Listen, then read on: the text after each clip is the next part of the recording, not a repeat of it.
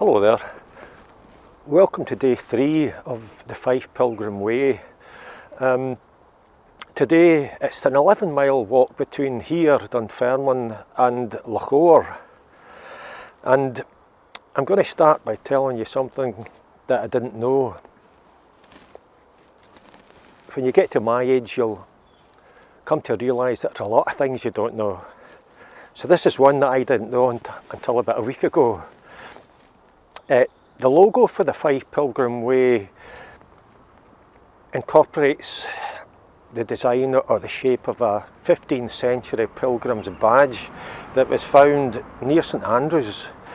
And the badge has an image of St Andrew, and these badges were sewn onto the clothing of pilgrims in the hope that they would offer some protection from a particular saint as they went about their travels. So that's something you can tick off your things to know list.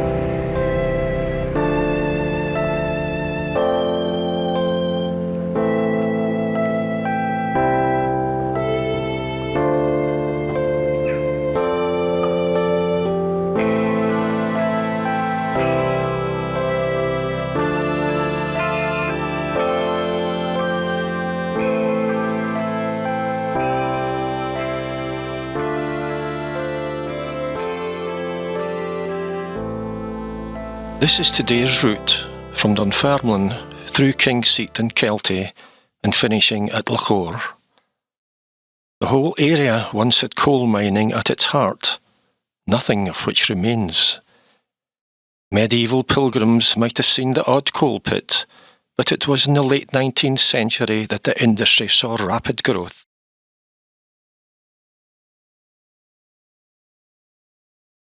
This 1832 map shows the area we're walking through before that rapid growth, but you can still see coal works and coal towns. In 1931, Kingseat, our first stop, had 3 collieries close by. The whole area was built on coal. So what will we find now that that industry has gone?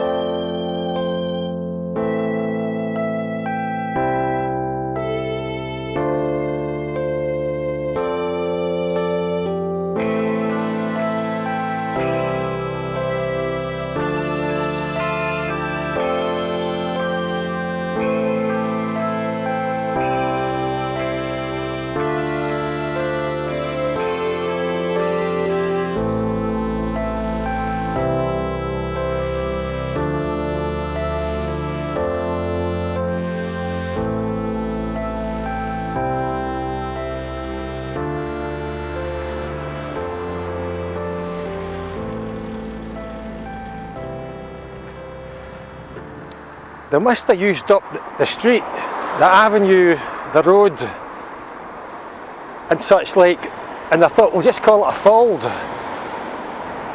Does anybody know what a fold is?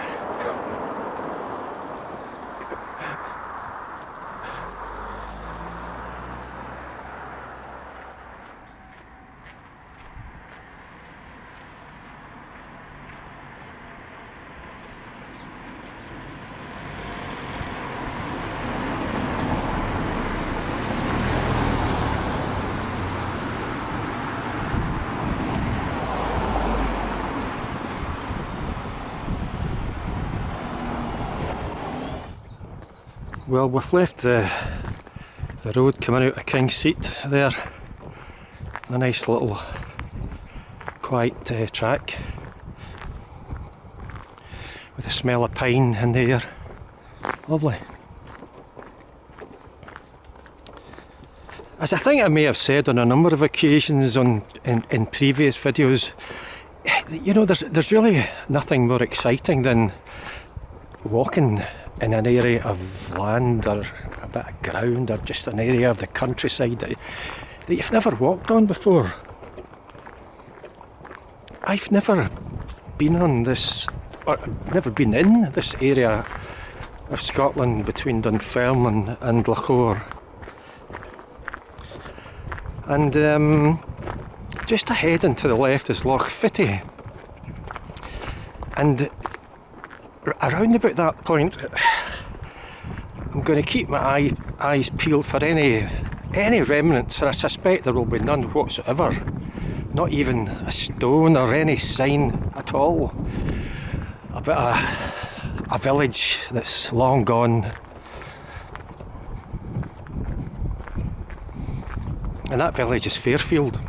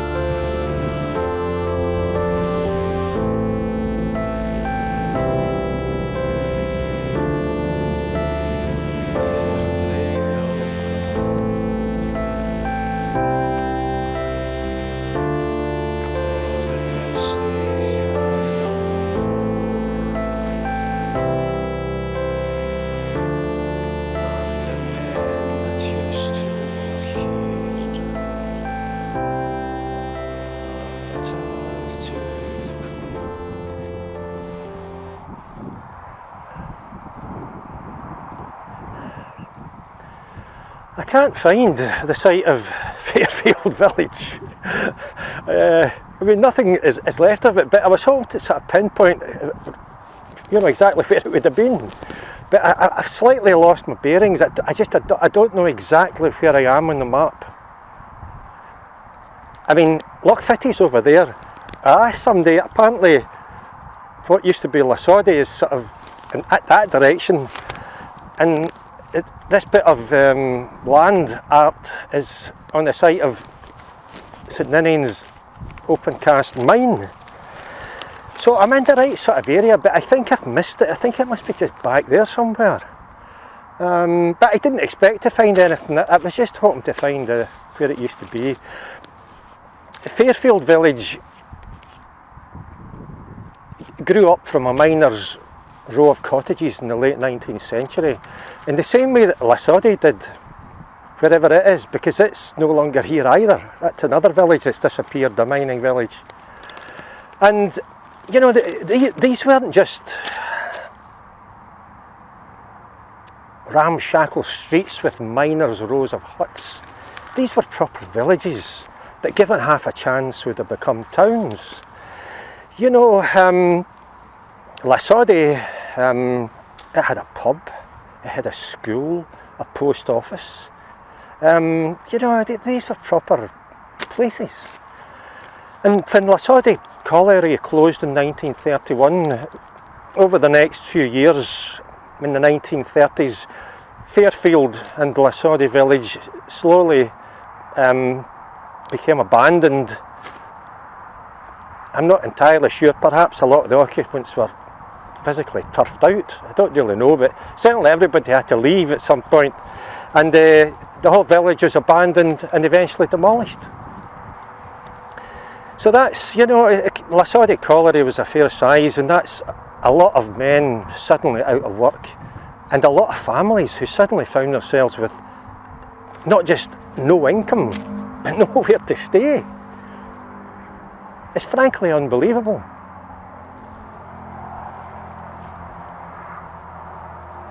20th century version of the clearances. I'm starting to think.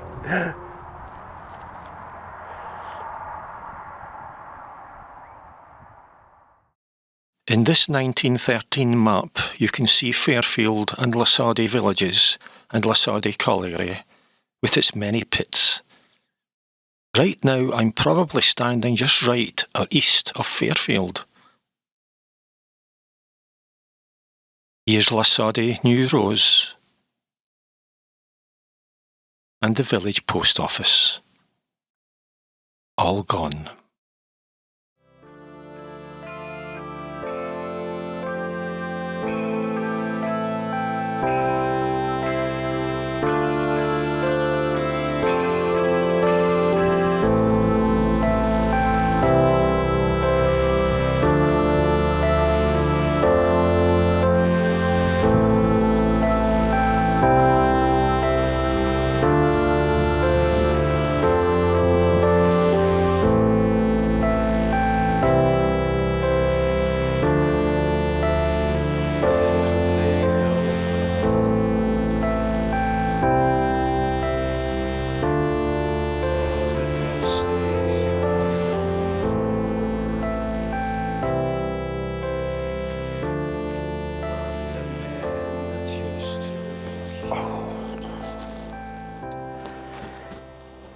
Almost at Kelty, but I found a bench and I thought this would be a good place to stop for lunch. When I left Dunfermline, I popped into Stephen's the Baker's in the High Street, and this, I had to write it down because I wasn't sure if I would remember what it was. In fact, I had to get the woman in the shop to write it down. It's a cauliflower, broccoli and chilli cheese pie. The whole day is worth it for this pie alone, let me assure you. I have been dreaming about this ever since I left Dunfermline.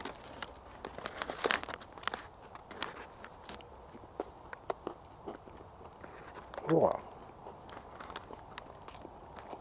Beautiful. Oh.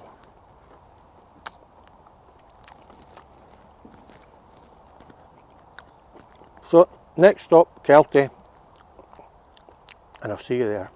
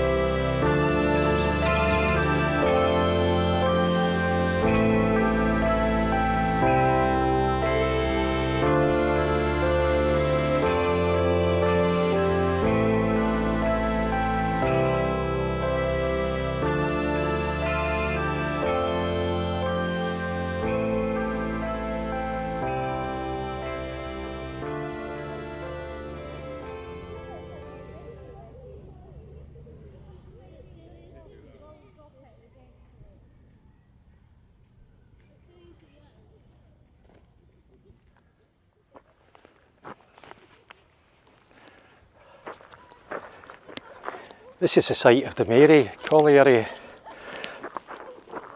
quite near Lochore. During its existence between 1902 and 1966, 78 men lost their lives right here. A pretty stark reminder of the dangers that were present in the coal mining industry. The nearby village or small town of Lochore still exists today, unlike some of the other mining villages that have been wiped off the face of the earth, like Fairfield and Lassodie. In Ordnance Survey maps, you can see how Lochore grew from the small mining village in the 19th century to the town that it is today.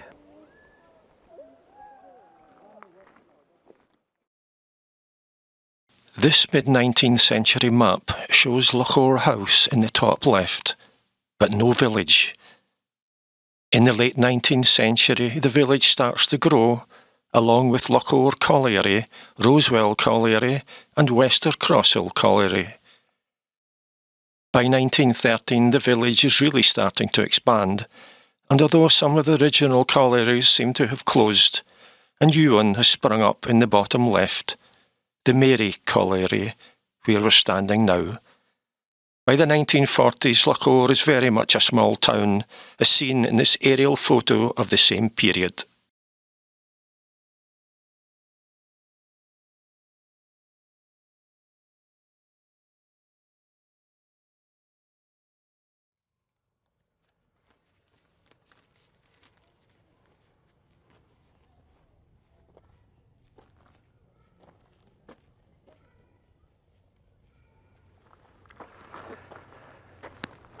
I often wonder what the thousands, the tens of thousands of miners who once worked in the coal industry did with themselves when all the pits closed. Because they have all closed, there's no pits left. Because all they would have been left with are memories.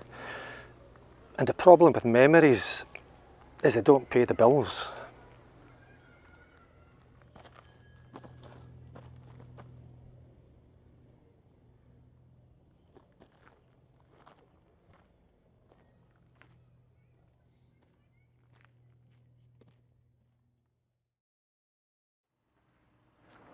Well, that's me in Lochore, and that's today's walk finished. You know, to be honest, when I first checked out the route of today's walk between Dunfermline and here, on the map, I didn't see a great deal that excited me, you might say. There just didn't seem to be an awful lot happening. Then I did a wee bit of research and discovered the coal mining history in the whole area. And I've tried to focus quite a bit on that.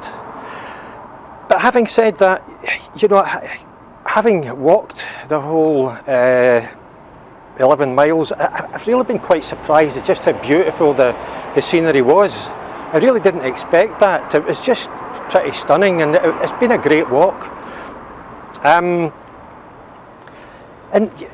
you know, one of the many memories I'm going to have about today, when I passed through Kelty, there was a strong smell of coal smoke. Somebody had a coal fire burning in their house, and it's just such a lovely smell, and I smell that I haven't smelled for a long time, and it kind of brings back quite a lot of memories, to be honest. It's a nice smell.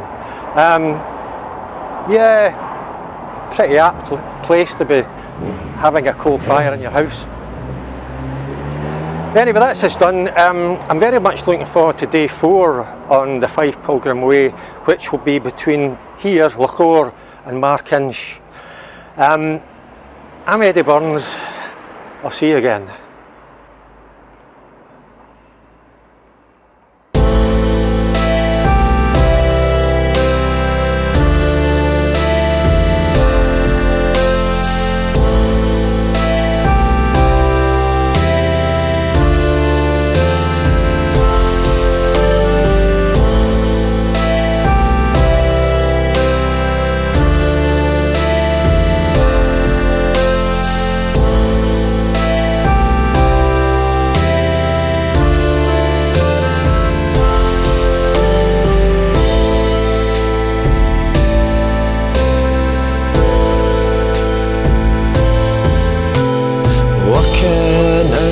Coal mine, working at the face, fueling revolution as progress at a pace. A face as black as coal dust, with eyes that shine so bright. I'm just a young coal miner, and glad to see light.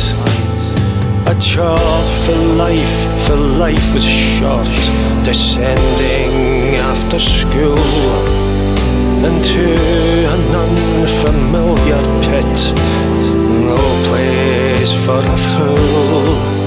You toil all day and hurt all night as engines played a tune, and in that pit of darkness the ending came too soon.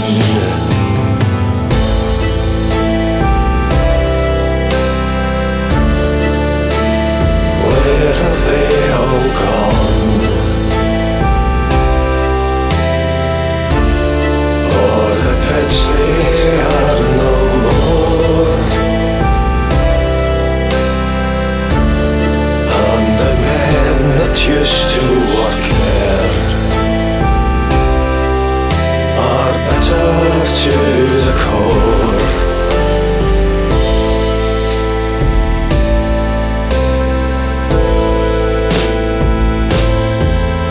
The dampness seeped in everything, right to the very bone.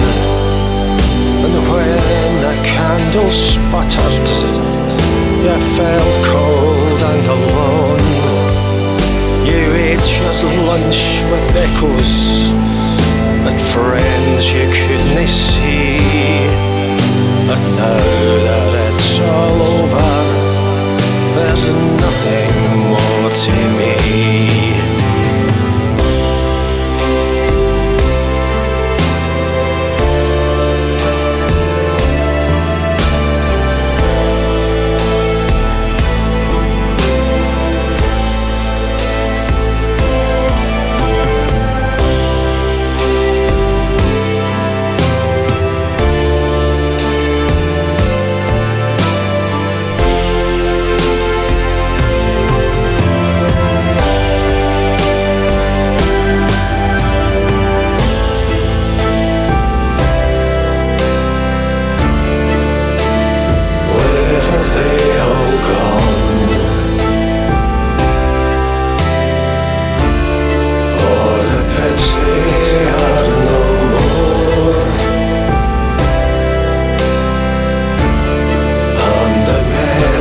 Just